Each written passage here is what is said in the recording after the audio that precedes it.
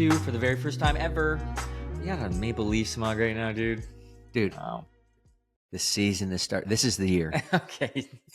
I bet you any money if Josh, our producer, went back to last year this time, you probably said something stupid like that. Probably. I had to put on stupid.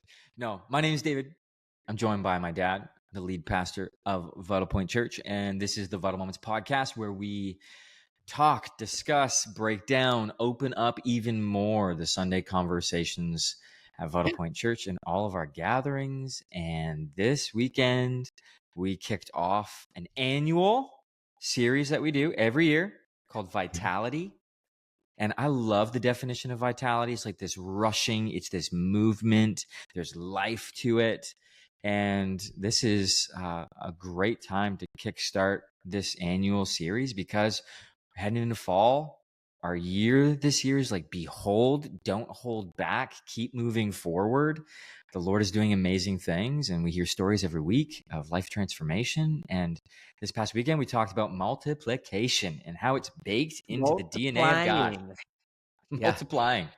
So yeah, what's your thoughts on it? How'd you feel it went like this past weekend? Like there was an energy inside of you through the video talk that we watched in all of our sites. And I was like, oh yeah, he's going for it. It's so cool. So how'd you feel it went?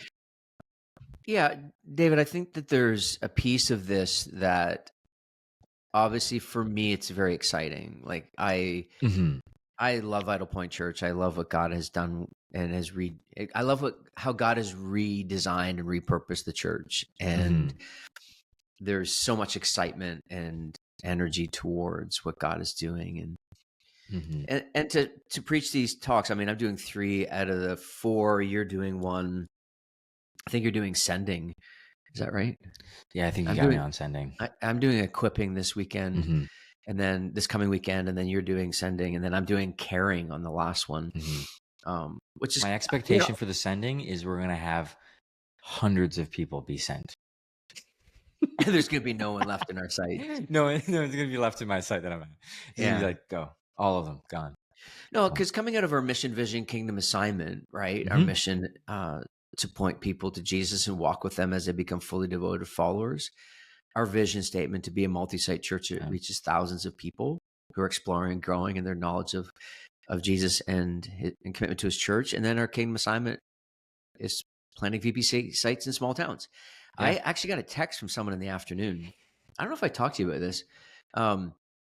I might have. You don't tell me anything. The region of 100,000 people, the person had this thought, what would it take to reach 10,000 of like 10% of the 100,000? Yeah. And I'm like, I was just thinking about 3,000. That person has the gift of faith, probably. Yeah. Big vision. Yeah. The multiplication. And I think that that's an important piece to understanding. If something is baked into creation, Genesis 1, be fruitful and multiply.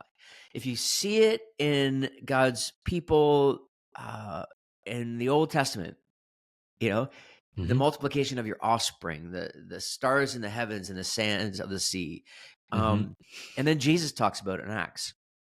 Acts chapter 1, you receive power and you be my witnesses, and it'll go from Jerusalem out to the ends of the earth. So what we have to wrestle with, and this is a defining moment for those who are church people, is you have to decide, do I invest my time, energy, money, gifts and talents in a church that is committed to multiplying, which means there will be sacrifice, which means there is hard seasons. And as we define it, sometimes we are well spent. Actually, producer Josh's wife came up with that phrase, or she saw it somewhere, well spent. Then that means once people grasp it and then begin to live into it. Like I got another text from somebody else, young guy, our family's in. And it's like, the multiplication begins to happen because in our obedience, God is the one that multiplies the work, right? Yeah. Our act of obedience, even when you think about, this is for Connect Group leaders, that these Vital Moments are primarily for our Connect groups. Like when you start your connect group, you must start with a multiplication posture, right? Because in that posture of multiplication, it'll keep yourself aware that, hey, we will grow stagnant. Listen, Dave, I know you know this. I have been pastoring for 30 some years. I was the connect group guy for a long time. I would say to groups, if you are not adding or multiplying, your group will die. Nope, we love each other. Oh yeah, this is my favorite part. We're doing what you want us to do. It's like, yeah, you are, but multiplication, because you will ultimately end up in a situation where people stop coming and then the group just fades away. It's like churches in general. Like, I've been working with churches. They're trying to figure out their kingdom assignment. If they are not multiplying, there is an end date.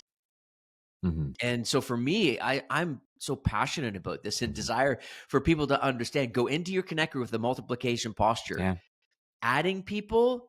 Because here's the thing, over time, you got me going on this, Dave. I didn't do anything. Over time, what happens is this in a connect group is everybody knows who the jokester is going to be. Yeah. Everybody knows who is going to pray at the end of the meeting. Yeah. Everybody knows who's going to bring their Bible and open it up. Everybody knows who's going to be sarcastic, right? Yeah. And so what happens is you find yourself in these patterns that need to be disrupted, and that happens by multiplication. Yeah. It stays fresh. It stays alive. And so for me, it's like multiplication isn't just the big picture. It is actually right on the ground where the rubber meets the road in our front lines of discipleship making in the life of our church. I actually message our connect group leaders. They know this. They saw it in our Slack, Subsplash. I will one day call it Subsplash every time.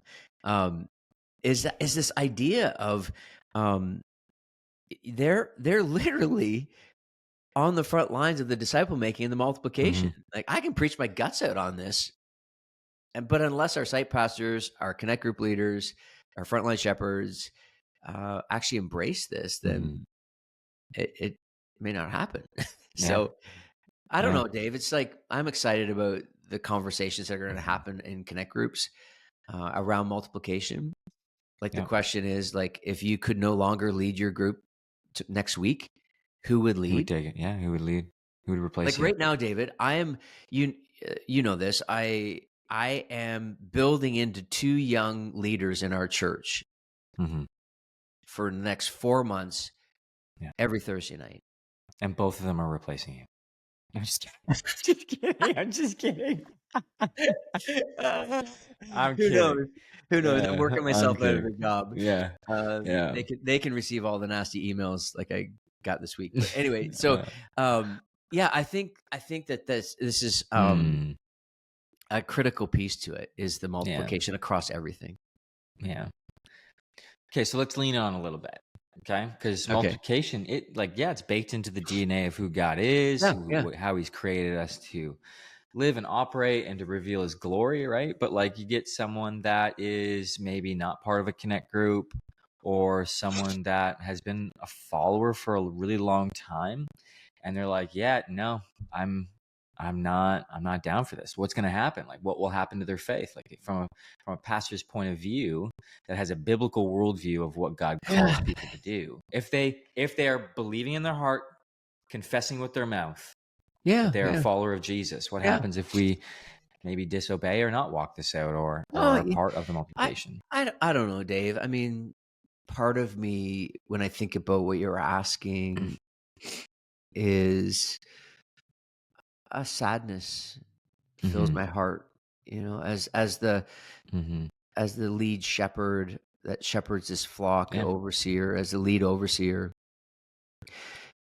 People, my heart for people is to see them embrace the fullness of the life that Christ has offered to them. And my heart hurts and is heavy for those that and this is different than being in a season when life is hitting hard. Like, absolutely. Yeah, we're going through the thick of something, and we're running to the hospital all the time, or we're just talking about just in a general sense in the life of Vitalpoint Church. And for me, there would be a sadness of someone who misses it. Because there's also a piece, David, where I believe that as we get closer to the heart of Jesus and the intimacy of abiding in him, John 15, the outflow of that will be a desire to see the multiplication of God's kingdom, right? And so there's a piece of that I would say, draw close to him and allow him to begin to shape that in you. And I think too, David, if there's someone, I mean, we talk a lot about this, the difference between a consumer and an active participant, right? And unfortunately, in our Western culture, we have primarily become consumers. And that's not new. Like, we know this. And so it's there. And what we're trying to do in the Vitality series is say, no, we don't want you just to be a consumer. Yeah. We want you to be an active participant, contributing to what God is doing, the reality of his kingdom. Your will be done on earth as it is in heaven. And there's something extremely beautiful about that. And some people may not know what to do with that, but I would say this: don't sit around waiting for clarity, but allow your obedience to bring the clarity to what it means to multiply.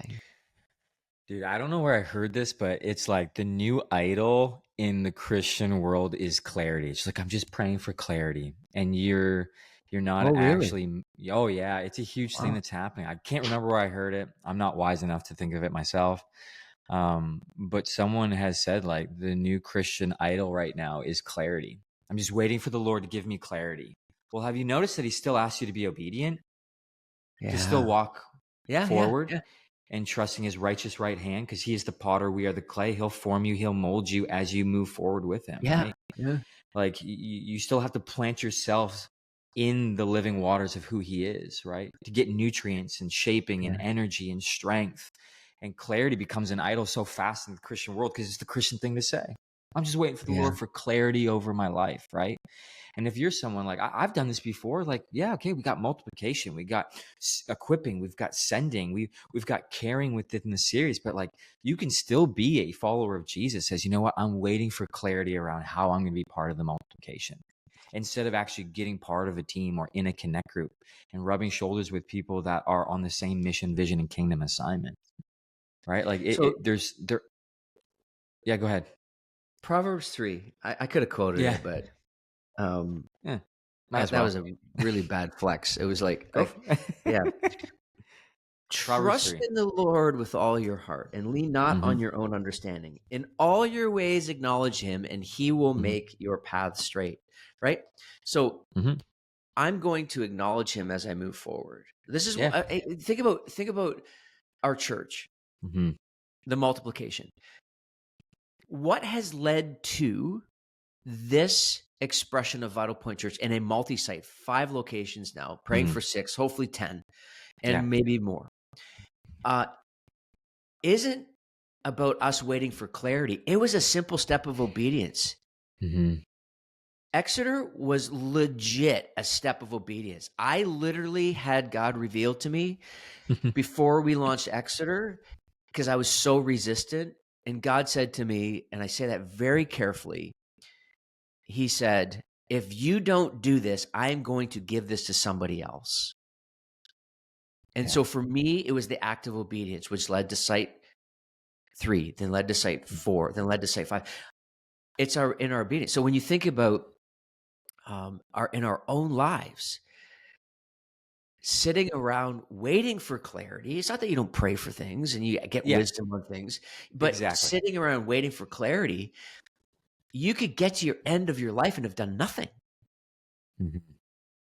But if I'm actually willing to take small steps of obedience, which then sometimes leads to bigger steps of obedience, like, listen, the obedience that we have to be planting in small towns, like the pressure to launch site 5 is people like, listen, you have no idea the pressure on on the organization of Vitalpoint Yeah. Church, of what that means.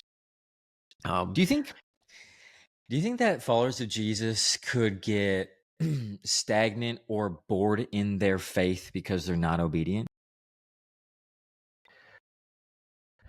It would definitely shift them into neutral. Yeah, like think of like No, listen, we need to be aware that obedience is hard. Like oh like we're talking about it on this in discussion format and in podcast format. Mhm. By no means am I saying obedience is easy. Not a And chance. Like look at the Israelites, man. Like yeah, they had the word of the Lord with them. They had the prophets, right? They obeyed for a little bit, and then it got super hard, and they retreat back to their own strength, right? yeah, Like they did what was evil in the eyes of the Lord, right? yeah. Um, it's not an easy thing, right? No, It's not no. not at And all. and I But want to also say this too. Uh, if there is someone listening right Mhm. now that is like, I, I, I'm really wrestling with this. I'm really wrestling with the multiplication thing. I'm really wrestling with Mhm. even the conversation we're having now. It's okay. You can still be part of this community.